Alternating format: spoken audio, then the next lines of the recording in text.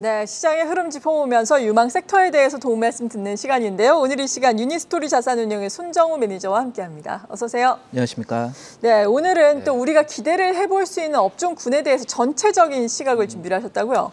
네, 맞습니다. 오늘은 특별히 2023년 내년의 투자 전략에 대해서 총정리하는 시간으로 준비를 했습니다. 당분간 시장은 좀 소강 상태를 보일 것으로 생각을 하고요. 단기 자금 시장과 그리고 이제 이 금융과 관련된 세금 이슈 때문에 연말에는 조금 소강 상태를 보이겠지만 이런 시기에는 내년 시장에 대해서 전략을 잘 세우고 유망 섹터에 대해서 미리 준비를 하실 필요가 있을 것 같습니다. 결론적으로 내년은 올해보다는 편안한 시장이 예상이 됩니다. 인플레이션과 금리에 대해서는 점차 안정되는 모습이 나타날 것이고요. 이 실적 하향은 좀 더 남아있지만은 어느 정도 선반영이 되어 있다라는 점에서 추가적인 가파른 주가 하락은 나타나지 않을 것으로 생각을 합니다. 그렇다는 의미는 실적이 좋을 섹터와 종목에 대해서 잘 찾을 수 있다고 하면 내년에 대해서 충분히 해볼 만한 시장이라고 생각을 합니다. 네, 그렇군요. 지금 경기가 좋지 않은 상황에서 그래도 실적이나마 뒷받침이 돼줘야 시장에서 평가를 받을 수 있을 것 같은데, 그러니까 내년의 투자 키워드는 실적이다, 이렇게 봐도 되는 건가요? 네, 맞습니다. 내년의 핵심은 실적이고요. 특히 이익이 증가를 해야 됩니다. 내년에 대해서 카테고리를 세 가지로 정리를 해보았습니다. 먼저 투자와 캐펙스와 관련해서는 플랜트에서는 EPC, 플랜트 기자재, 해양 플랜트가 있을 것이고요. 신재생에는 태양광, 풍력, 수소가 있고 그 외에는 건설 장비와 전력 설비가 있습니다. 또 다른 한 가지 분야는 수요 측면에서 IT 분야인데요. 네. 반도체와 OLED가 중요하고요. 2차 전지에 대해서는 내년에는 좀 더 압축되는 흐름이 나타날 것으로 보고 있고 기술적으로는 실리콘 응급제와 CNT 도전제에 주목을 합니다. 원자재 소싱과 폐배터리 리사이클링에 대해서는 여전히 중요한 주제가 될 것이고 기존의 종목 외에도 추가적으로 이런 수직 계열화 측면에서 이슈가 되는 종목들이 부각될 수 있을 것 같습니다. 마지막으로 성장주에 대해서는 바이오, 로봇, 자율주행 혹은 엔터, 게임, 콘텐츠와 같은 이런 섹터가 있을 텐데요. 개인적으로는 이 세 가지 카테고리의 비중을 50%, 30%, 20% 정도를 생각을 합니다. 이 비중은 우선적으로 실적을 중심으로 생각을 한 것이고요. 향후에 인플레이션과 금리가 완화된다고 하면 그 완화 정도에 따라서 성장주의 비중이 좀 더 높아질 수도 있을 것 같습니다. 지난주 수급을 한번 체크를 해보면 시장은 테마 성격의 순환매가 굉장히 강하다라고 볼 수 있지만은 수급이 집중되는 종목은 분명히 있습니다. 2주 연속 수급이 집중된 종목들을 체크해보면 캐펙스와 관련해서는 현대 두산 인프라코어, 현대건설기계, CS윈드, 현대에너지솔루션이 있었고요. 반도체와 IT와 관련해서는 제우스, 두산 테스나, SNS텍, 원익 QNC, LX 세미콘이 있었습니다. 그리고 성장주 쪽에서는 레고캠바이오, ABL바이오 등 바이오 업종이 강세로 나타났습니다. 네, 캐펙스에 집중을 해야 한다. 이 비중을 50%로 보고 계시다. 상당히 높은 비중입니다. 거의 과반이니까요. 캐펙스가 증가를 한다는 것은 업황이 좋아진다는 거고, 그만큼 또 업체 측면에서는 좋아지는 업황에 대비해서 투자를 한다라는 점인데, 이 부분에 대해서 구체적으로 설명을 좀 해주신다면요. 맞습니다. 내년으로 가는 길목에서 중요한 건 실적인데요. 실적이 증가할 수 있는 전체적인 산업군으로 보면은 이런 캐펙스 쪽이 계속 주도할 가능성이 높습니다. 이런 캐펙스는 자본적 지출을 의미를 하는데요. 투자를 하는 주체는 기업입니다. 근데 중요한 것은 기업이 투자를 하게끔 만들어주는 요인인데요. 수요보다는 공급과 정책이 중요하다라는 말씀입니다. 정책은 이런 투자에 대해서 불확실성을 줄여주고요. 자금 조달에 대한 시간과 비용을 줄여주는데, 최근에 이 금리 상황 때문에 국내 시장도 보시면은 자금 조달이 원활하지 않는 상황입니다. 그렇죠. 그래서 갈수록 자금 조달은 굉장히 중요한 이슈가 될 것이고, 이 자금 조달을 통해서 캐펙스를 늘릴 수 있는 기업은 세 가지 특징이 있습니다. 먼저 충분한 캐시나 캐시카우를 확보한 기업이 될 것이고, 두 번째 산업에서 확실한 경쟁 우위를 확보한 기업이고, 세 번째 정책의 수혜로 미래 이익의 확실성이 높은 기업들이 될 것입니다. 제가 준비한 차트를 보시면 미국 핵심 자본재 신규 수주 금액인데요.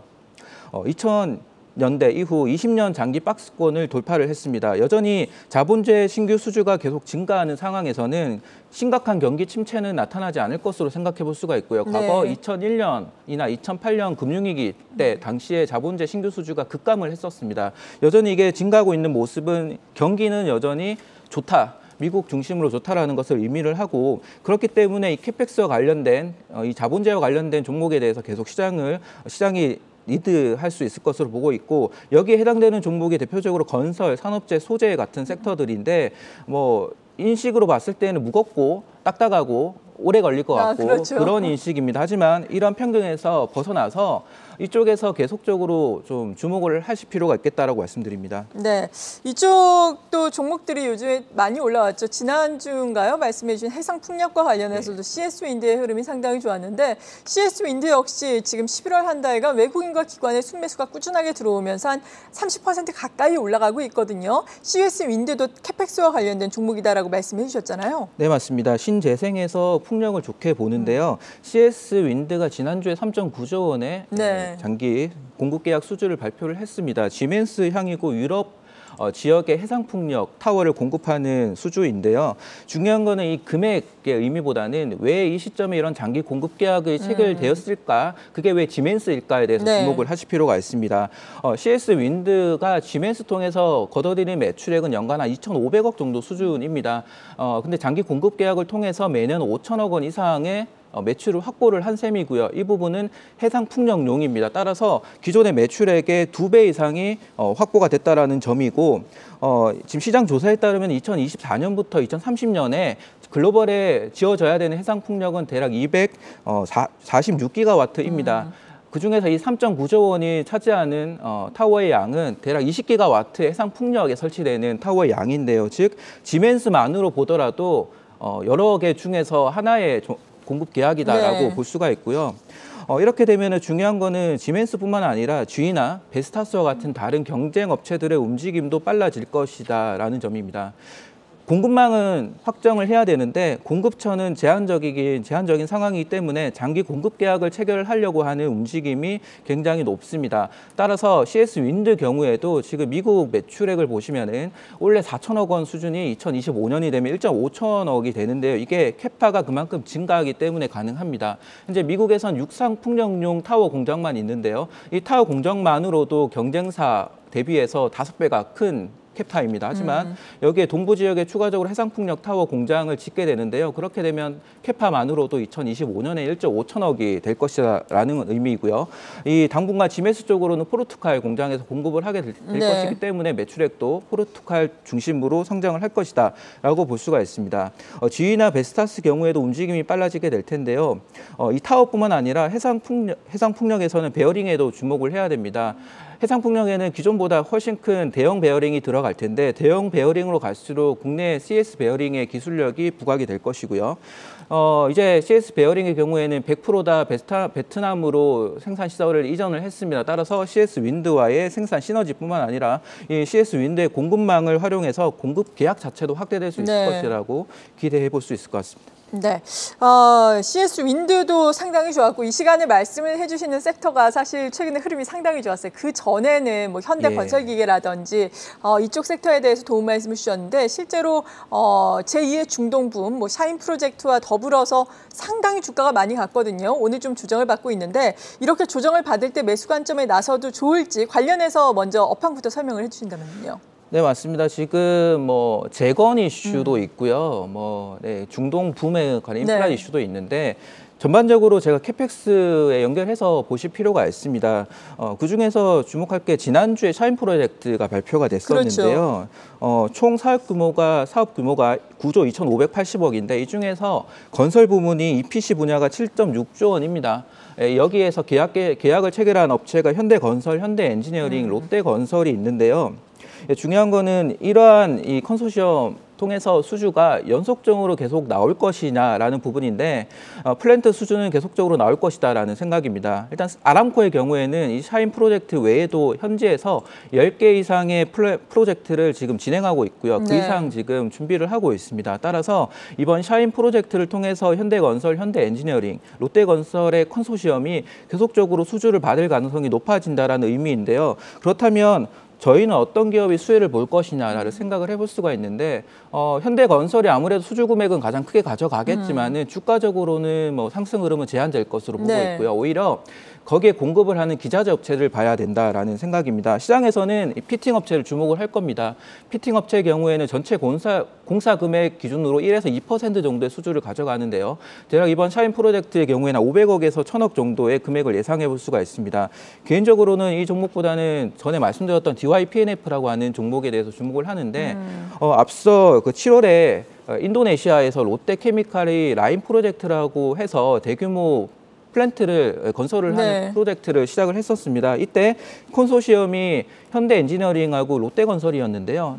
동일합니다. 이런 콘소시엄에서 수주를 받았던 DYPNF가 이번에도 샤인 프로젝트에서 수주를 받을 가능성이 매우 높고요. 앞으로 중동 지역에서 수주가 나오게 되면은 수주를 받을 가능성이 높다라고 볼 수가 있습니다.